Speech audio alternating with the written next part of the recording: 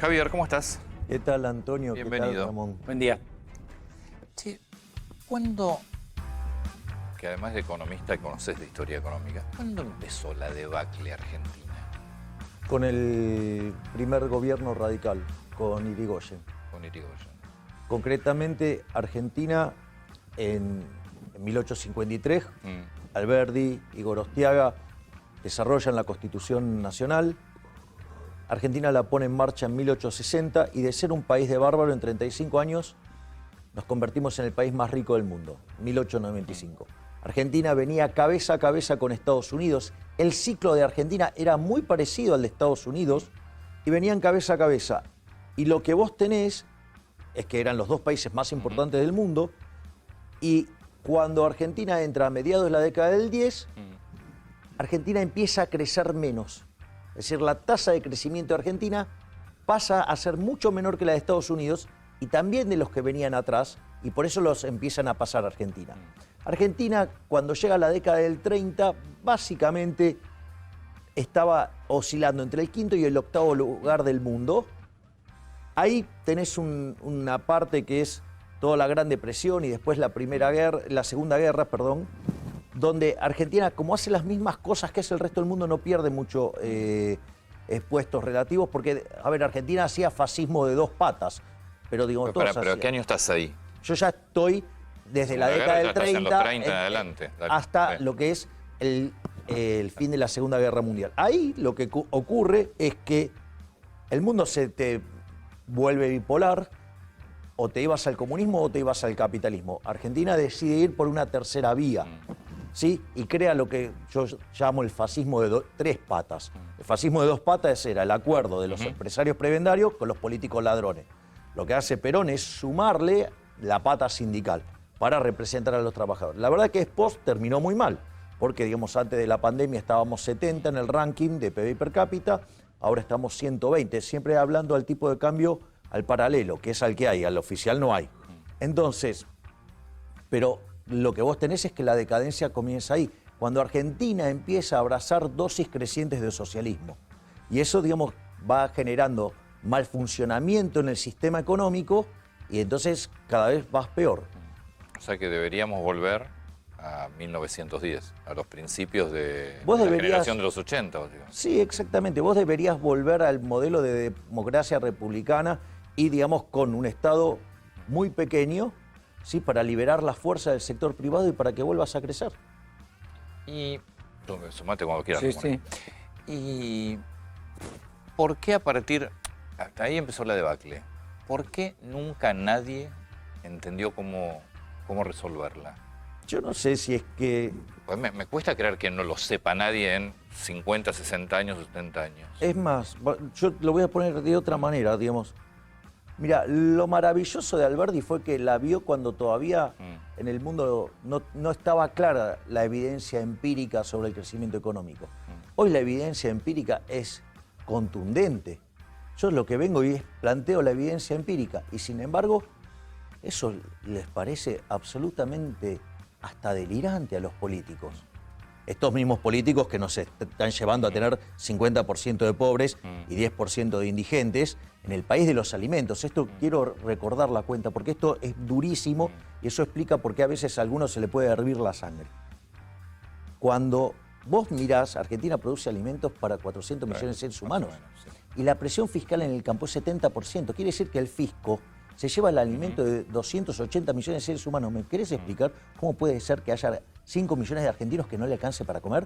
De acá hay un problema. Ahora, el problema esencial, y está muy bueno como lo planteas, Antonio, es que hay un problema de incompatibilidad de incentivos.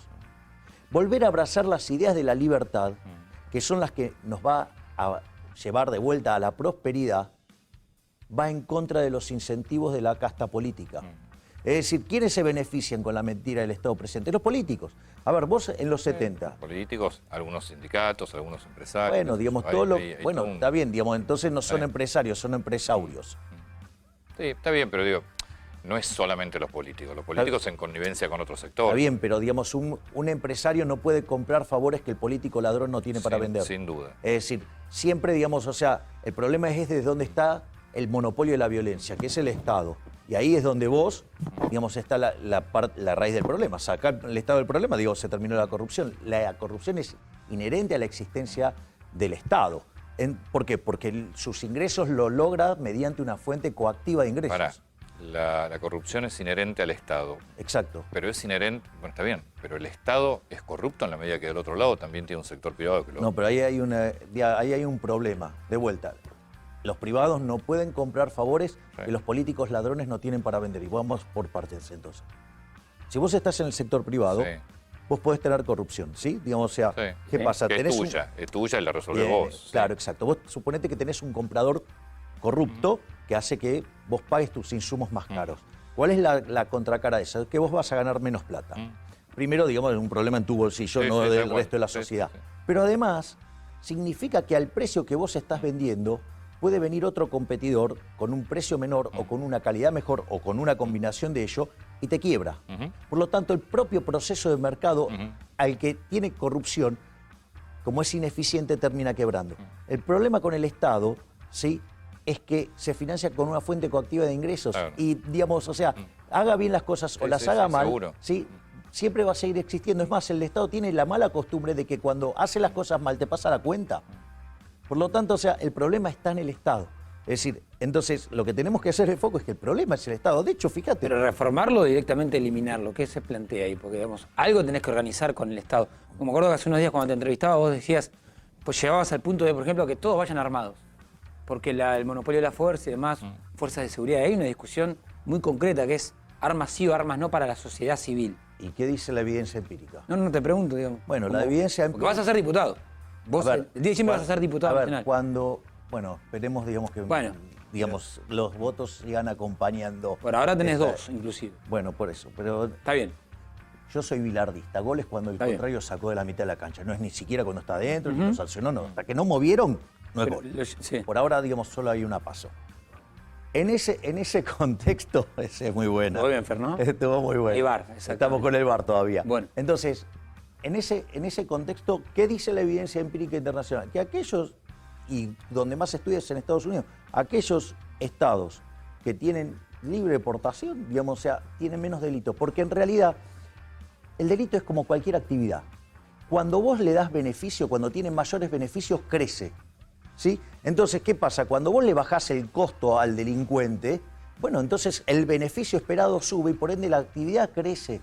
O sea, casi es de manual. Y eso está validado en la evidencia empírica. Sí. Es decir, la gente responde a los incentivos. A armar a la sociedad va menos inseguridad. Déjame... Dale. ¿Sabes lo que pasa? Que el costo esperado del delincuente no sabe si vos estás calzado o no. ¿Me comprendés? Sí. Y ante la posibilidad, digamos, su costo esperado sube, la delincuencia cae. Es decir, digamos, la evidencia empírica es muy contundente. Déjame volver a la primera parte de la pregunta. Estado reformulado, Estado sin Estado, es decir, ¿cómo te imaginas? Pues el Estado es el centro de la corrupción, que es cierto. También uno debería tener un poder judicial y leyes que te permitan que el Estado no sea corrupto. También es el centro de todos nuestros males, porque, vos a inicio de los 70 tenías 4% de pobres y un Estado del 45% y un Estado del 15% del PBI. Hoy tenés 45% de Estado y tenés casi 50% de pobres. O sea, los únicos que progresaron acá... Con una economía funcionando y con menos pobres, vos invariablemente tenés menos Estado. Podés en realidad, cuando vos corras al Estado del medio y permitas que cause el proceso de acumulación de capital y ahí se incremente el producto per cápita y ahí te aumenten los salarios reales, porque vos vas a tener como consecuencia que vas a tener menos pobres. O sea, ahora, la pregunta que ustedes hacen, y está muy buena, y digamos, Ramón también lo está señalando ahí, es, hay un punto que es normativo y un punto que es positivo. En el plano normativo es cómo debería ser. O sea, yo digo, filosóficamente tengo una posición. Para mí, digamos, o sea, yo soy anarcocapitalista, pero eso es una cuestión filosófica, ¿sí? Y tengo una idea de ideal de sociedad, por decirlo de alguna manera, que suena redundante. Ahora, en la vida real tengo un Estado que es de 45% del PBI y si lo corrijo por la parte informal es 75%. O sea, una locura. O sea, somos esclavos. Antonio, los que estamos en blanco somos esclavos. No, yo coincido. Lo que pasa es que yo creo que tiene que haber un Estado mucho más chico y regulador, pero tiene que haber un Estado. Está bien, digamos, o sea, después podemos discutir qué alcance puede tener el Estado. En mi concepción, el Estado, digamos, hoy, con el estado de tecnología actual, debería ser un Estado minarquista. Un Estado, ese Estado de Argentina lo tenía a inicio del siglo XX, era el país más rico del mundo. Bueno, por eso yo te dije, evidentemente hay que volver a las fuentes de lo que era la Argentina a comienzos del siglo. Estoy totalmente de acuerdo contigo. Y lo mismo con educación, por ejemplo. Lo mismo con, bueno, obra pública. Que yo ahí siempre rescato un planteo que vos haces. La obra pública tiene que ser privada. Y le sacás al Estado una caja importante. Bueno, esa es la propuesta que yo hago, que tiene que ver con pasar al sistema de iniciativa privada a la chilena. ¿Cuál es la magia del sistema de iniciativa privada a la chilena? Suponete que yo, digamos, miro, a mí me parece que de acá a acá debería haber una ruta. Entonces, vos vas al Ministerio de Obras Públicas y le decís, mire, yo quiero hacer una ruta acá. Entonces dicen, bueno, espere que consideramos a ver si usted puede hacer una ruta ahí. Entonces, suponete que sí. Entonces dice, bueno, vaya, arranque los estudios. Entonces vos haces los estudios y te gastás un montón de plata en hacer los estudios, toda tuya. Una vez que vos tenés eso, presentás el proyecto. ¿Y qué hace el Ministerio de Obras Públicas? Agarra y lo llama licitación. ¿Esto qué quiere decir? Que vos, aún siendo el proponente, podés perder. Y en ese proceso, ¿qué es lo que se termina limpiando? Toda la cuasirrenta. Es decir, al someterle la competencia ahí, vos lo haces funcionar como si fuera competitivo. Y si no hay un privado que quiera hacer la ruta, que ahí sí la haría el Estado. No. Para el beneficio de un sector. Si no la quiere hacer el... A ver, ¿por qué no la, digamos, por qué no la... Si la ruta fuera necesaria, ¿por qué no habría de querer hacerla? Pienso, por ejemplo, hay un sector hay un sector o un punto, una localidad que necesita una obra para mejorar la vida a 200 personas. Pero un privado dice... A ver, digamos, la pregunta es, ahí ¿mejorarle la vida a esas 200 personas implica arruinárselas a otros? Pero vas... pero ¿qué haces? No, ¿cómo que no? No, ¿cómo que no? No, a ver, no. Espera, digo, con algo lo tenés que pagar. Sí, claro. Ok, entonces se lo tenés que sacar a otro por la fuerza. Claro, pero es que no, se distribuye. ¿Cómo que no? Está bien, pero ¿Cómo que Javier, no? pero vos tenés, cuando vos decís, yo desde la poltrona quiero que X tenga esto, ¿cómo se lo vas a dar? Por eso, porque se lo está sacando a otro por la fuerza vía los impuestos. En ese caso, mi pregunta es, si no hay una iniciativa privada que ve un negocio en esa obra, no se hace. No. Porque el Estado no lo puede hacer. No, porque sí, dame un segundo. A ver, si el proyecto no es rentable, quiere decir que la sociedad no lo valora. Si la sociedad lo valorara, ¿sí?, sería rentable y se podría hacer. Es decir, en realidad, cuando te dicen esas cosas, en el fondo es tener algún justificativo los políticos para hacer cosas, sí, que es robarnos. Si el Estado, si no es rentable, no se hace. Obvio, porque quiere decir que los individuos no los quieren. Es decir, la contracara de la rentabilidad es que está la necesidad de los individuos y la disposición a pagarlo. Bien. Te escuchaba el otro día hablar del tema de educación. Yo creo que la educación es central y sí, acá voy al Estado. Para mí la educación pública y gratuita fue central para que el país fuera en algún momento uno de los países que competía con el mundo entre los principales 7 u 8 países. Siguiendo lo que vos estás planteando, no existiría educación pública gratuita. No existe educación No gratuita. es gratuita, la pagamos con impuestos. Ok, por eso, a ver, por eso. Sí. La pagan además los que no van. Sí. Okay, sí. digamos, y en muchos casos, los que no tienen financian a los que tienen. Por ejemplo, en la UBA. Bueno, no la UBA, la universidad gratuita. Bueno, por eso mismo. O sea, no existe tal cosa como el almuerzo gratis. O sea, alguien lo está pagando. O sea, lo primero que hay que quitar es el mito de que es gratis. Porque eso es encontrar parte de la solución. Es cierto. Y después la discusión de lo que es la educación pública, ojo, porque está el problema de los contenidos. Y Argentina, digamos, tiene una característica que sus contenidos están desarrollados para lavarle el cerebro a la gente, ¿sí? Y que sean esclavos de la religión del Estado.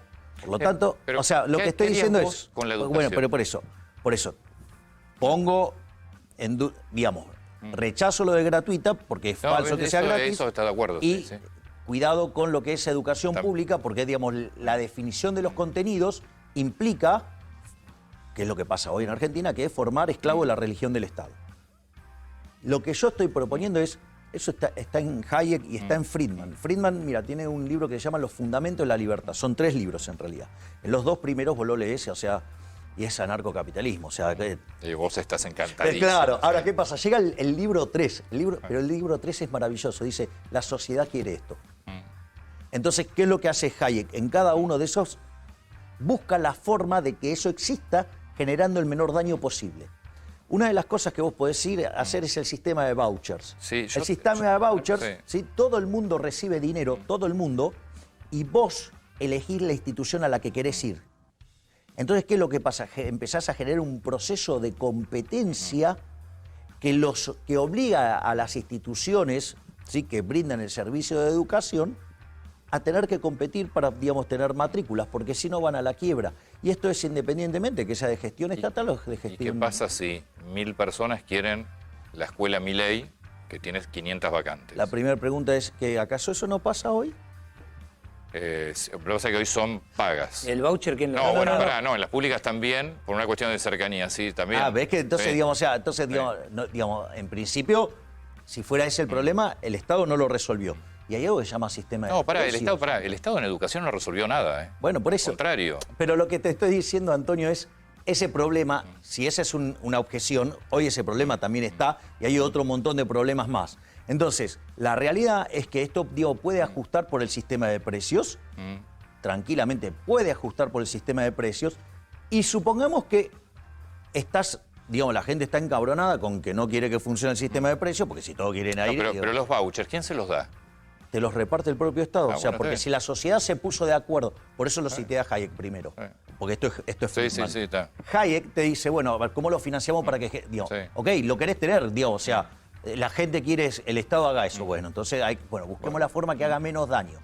Entonces, en ese contexto, vos repartís los vouchers, la gente elige, digo, si hay alguna institución, digamos, que tiene mucha presión, digo, claramente lo puede resolver por presión, porque bueno, digamos, ok, ahora estamos a mercado, pero es más, si vos además no quisieras que eso pase, ¿por qué, digamos, esa institución entonces con esos criterios no puede arrendarle a otra, ¿sí?, la parte fija y hacer replicar el colegio? ¿Te sorprendió el número de las PASO? ¿Lo que sacaron? Sí. Sí. Mira, ahora la reta va por tus votos, digamos. La idea es sacar votos por derecha. Es difícil sacarle votos al frente de todos. ¿Qué crees que está haciendo la reta, el gobierno porteño? Es la estrategia que decida llevar el jefe de gobierno de la ciudad. Porque, digamos, el votante de derecha dice, también tengo a Ricardo López Murphy dentro de Juntos por el Cambio. ¿Por qué votar a Milei y no mantener una variante liberal como la que tiene López Murphy? Porque en la lista de Juntos por el Cambio, de los 10 primeros puestos, hay solamente un liberal y el resto son socialdemócratas / socialistas. Yo te puedo hacer la última pregunta. Obvio. Milei presidente, ¿qué gabinete tendrías? Pero no de nombres, es decir, ¿cuántos ministerios tendrías? No, ¿Cuántos empleados tendría un Estado, el gobierno, no el Estado en sí, es decir, tu gobierno? Porque por lo que yo te escucho, y no ahora, sino te vengo escuchando, vos vas a un Estado mucho más chico. Sí, pero eso, digamos, la reforma, vos las reformas que tenés que hacer son tres generaciones de reformas. Sí. O sea, vos hay reformas que no las podés hacer en la primera generación porque podrías generar un desastre social. Por eso, digamos, o sea, cuando yo hablo de las reformas de primera generación y hablo de reformar el Estado y achicar el gasto público, es sobre la obra pública, sobre las transferencias discrecionales, sobre los subsidios económicos. Eso lo puedes hacer inmediato. Exacto, bueno, está bien. Esa es la primera generación. Claro, y eso te permitiría bajar muchos impuestos para liberar la oferta. Y entonces cuando vos haces eso tenés que ir con un mercado laboral más flexible hacia adelante. ¿Para qué? Para que todo ese proceso de acumulación de capital sea intensivo en trabajo y en un contexto de economía abierta eso te va a asegurar 15 años de fuerte crecimiento. A partir de ahí vos podés pasar a las reformas de segunda generación. Las reformas de segunda generación es, vos ahí vas a poder modificar, por ejemplo, el sistema previsional sin vulnerar derechos, porque como estás creciendo... Sí, vas a tener más ingresos. Claro, Sí. pero fíjate esto, estás creciendo. Y además, no solo eso, sino que por la intensidad mayor en trabajo, ¿sí?, y más incentivo que haya más gente en blanco, ¿qué es lo que te va a pasar? Te van a subir muchos los ingresos. Por lo tanto, vos podés hacer la reforma sin vulnerar ningún derecho. Eso sería año 15, ¿hasta qué año? No, eso es cuando vos empezás a crecer. Sí.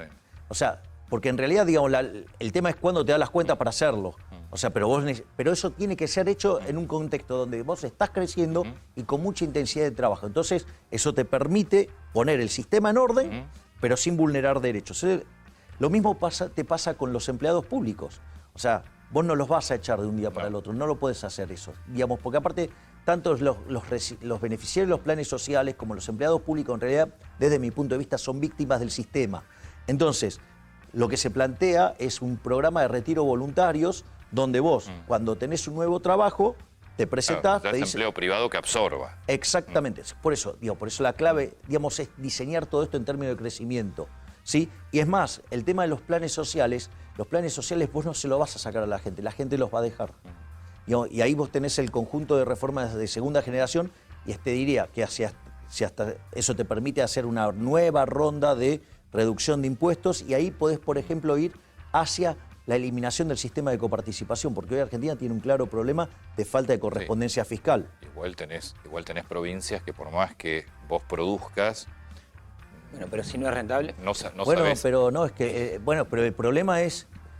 vos tenés tenés que regionalizar la Argentina, que se maneja por regiones. Que lo hagan de la manera que cada uno gaste en función de lo que recauda, Antonio. Y se acabó. Y se acabó. O sea, entonces no podés tener ese estado elefantiásico para financiar a los señores feudales.